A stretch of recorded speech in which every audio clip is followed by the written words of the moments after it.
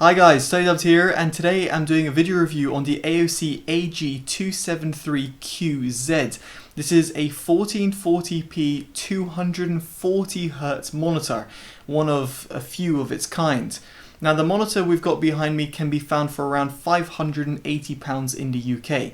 Yes, that's pretty spenny for a monitor of its class. If you want alternative suggestions, you can find them down also in the description below, and also down there you'll find a link to my Instagram. I'd very much appreciate a follow if you use that social media platform. It's at TotallyDubbed. And furthermore, if you're interested in all electric or hybrid vehicles, do check out Totally EV. Your support would be greatly appreciated. So without further ado, let's see how this monitor does, specifically coming from someone who not only has reviewed over in excess of 160 monitors, but someone who's also a competitive gamer. So let's first start off and talk about the build quality and design. And here, the AOC is pretty good, although not quite flawless. The not quite flawless part comes from the stand's design. It's this triangular stand, and while it does provide a very sturdy design and one that can be fully adjustable and is very much commendable in this respect, it is a little bit awkward. At least with my IKEA threaded desk you can see behind me, it's a little bit of a tight squeeze. Aside from that, the monitor has a three-side borderless design. It even comes with a bundled puck, which means it's a little bit easier to access the OSD, and I'll touch upon that in just a bit. And furthermore, it's also got RGB lights if you need them. Now the RGB lights can be customized through the OSD, however they're not very bright at the back of the monitor, and while the one at the front where the joystick lies is also, well, a little bit dim, even in its strongest LED mode. So something worth bearing in mind, but it's also nice to see it included as well. And I should finally also mention that it's also got a small little headphone stand which pops up on the right hand side of the monitor. Now next up we got on to the OSD, which can be accessed through this little puck over here, which connects over USB or via the joystick found at the middle of the monitor. Now through the game settings you'll see a variety of different options. Here what I will say is that if you do have adaptive sync enabled, in other words Freesync or G-Sync, then overdrive will be limited to strong, up to strong only. If however you have it disabled, then you've got the boost mode enabled and also MBR, which you can also adjust. I'll touch upon these in the gaming section of this review. As for the quick switch LED, it is very simple. It's basically the LED that's found over here with it enabled or disabled depending on your liking. Then going into the luminance, you can see here you've got contrast, brightness, eco mode, gamma and DCR. Going back again, we've got image setup. Now image setup, here it's to do with the HDR setting. So if you have a HDR signal, in other words if you're playing an HDR game, this will automatically come with display HDR as a default. You can switch this to one of these other modes, although I wouldn't suggest that, but of course your mileage may vary. As for the color setup, you've got low blue mode, you've got the color temperature, which I would suggest leaving it on red 49, green 49 and blue 50. Alternatively, you do have a dedicated sRGB mode which locks the brightness and variety of different options as well, and you've got the normal, cool and warm mode as well. Going back again, then we've got the audio. Now here I was actually really impressed by the speakers that I found here, the 2x5 watt speakers. You can customize them from the DTS sound. These are preset EQs. Alternatively, you can switch off the EQ and tailor it for yourself. In other words, adjust the frequency range over here. I'm actually pretty impressed. I'm not someone who would ever use monitor speakers, but in this respect I'm pleasantly surprised at how well they sound in terms of the overall frequency range, again for monitor speakers. Now in terms of light effects, there's a little light which shows up underneath the middle of the monitor and behind. Now both lights are pretty dim even on the highest mode. However, if you do not want these LEDs, you might think that if you switch on off, then everything would be disabled. Unfortunately, that's not quite the case, because with light FX as off, what you'll find is that the middle LED, in other words, the one right underneath the joystick at the front of the monitor, still remains on. So my suggestion would be to put it on low and switch the RGB values to 0, and therefore making it completely blacked out. This was a little tip that someone told me a long time ago through a YouTube comment, comment, so shout out to that random person, and yes, it does work.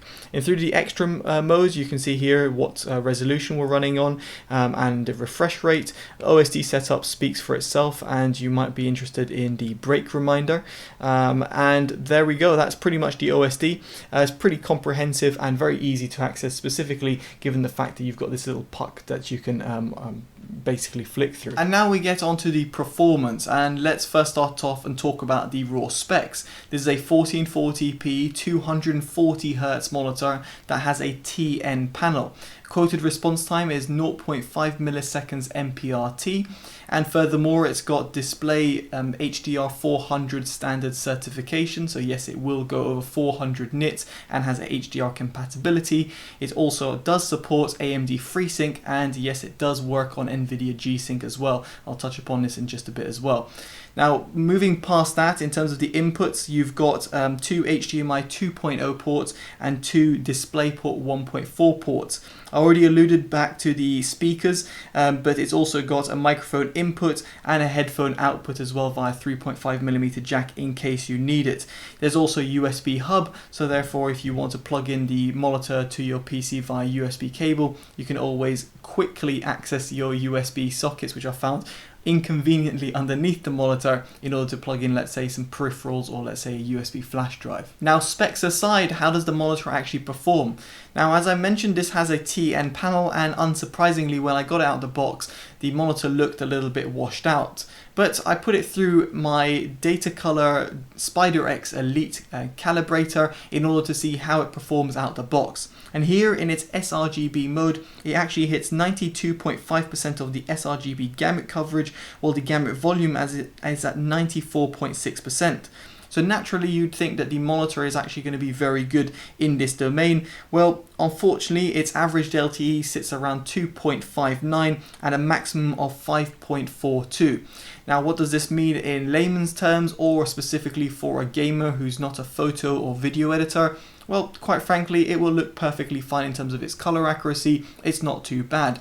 Although, as I mentioned before, something a calibrator can't pick up is the fact that the monitor will look a bit washed out. Now, what will actually be more fundamentally of a problem over here for people is the color shift that you get. If you were to tilt your head a little bit left or right, or if you look at the monitor at a certain angle, the monitor does shift in color. There's like a red tint which comes if you look up or down, and a yellowish greenish tint if you look right and left. And this was very much inherently present on this monitor, and something that TN panels are kind of suffering from, but I haven't seen it to this degree for such a long time, and it kind of surprises me that in this day and age that there is such a color shift when you're looking at different angles on this TN panel. Now, with that aside, let's talk about the rest of the performance of the monitor. Contrast ratio sits around 770:1, which is perfectly acceptable for a TN panel and pretty impressive for a TN panel, although can't keep up with IPS panels or VA panels, which hit around 1200 to 2000:1 respectively. Moving on from there, we've actually got the backlight bleed, and given this is a TN panel, there's very minimal backlight bleed, if any. You can see from the images over here, aside from the actual color shift that I talked about, here the backlight bleed is very minimal. Same goes for the brightness uniformity. It wasn't too bad. For a gaming monitor, it's perfectly acceptable. What I will say in terms of the brightness is that it does get very bright. In its sRGB mode, it hits around 400 nits. Outside of the sRGB mode, in user mode, and the brightness cranked up to 100%, this gets up to 446 nits, which is plenty bright. In fact, its kind of biggest flaw is the fact that it doesn't get dim enough.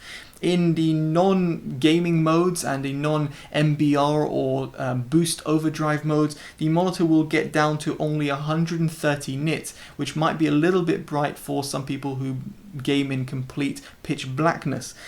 Apart from that, if you were to enable MBR or let's say the overdrive on boost mode, you can get the monitor down to around 68 nits, so therefore providing a more of a dimmer gaming experience for those people who game in the middle of the night with lights completely off. Now, while image quality was never going to be this monitor's forte, I was expecting gaming performance to completely blow my mind, specifically here because we're talking about a 1440p 240Hz monitor.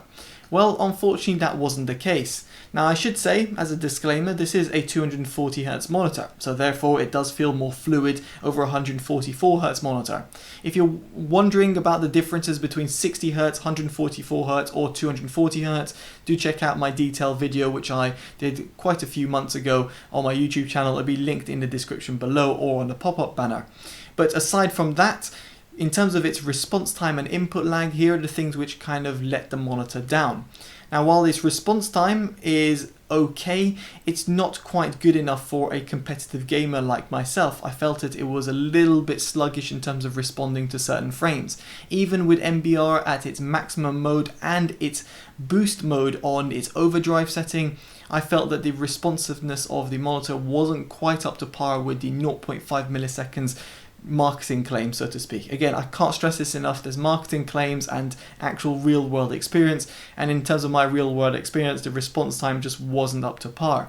The same could have been said with the input lag. Now, while input lag is aided with the low input lag mode enabled, in other words, in its on position, here the monitor still just didn't feel as, well, clicky, let's put it that way, as my other monitors that I've tested, where they are far more responsive in terms of how they deal with input lag. So in terms of clicking and seeing it on the screen, I just felt it was a very slight minor delay, to the point where I couldn't see myself truly playing at a top tier competitive level, let's say global elite level on Counter-Strike, while if I was a casual gamer I'd be perfectly content with it. Now, speaking about casual gaming, this monitor does have HDR capabilities, and I tested it with HDR and NVIDIA G-Sync, and yes, as this is not an officially an NVIDIA G-Sync, well, it doesn't have a G-Sync module inside but has AMD FreeSync, I had it working perfectly fine with my RTX 2080 Super, both on the NVIDIA Pendulum demo or on Destiny 2, which supports HDR capabilities.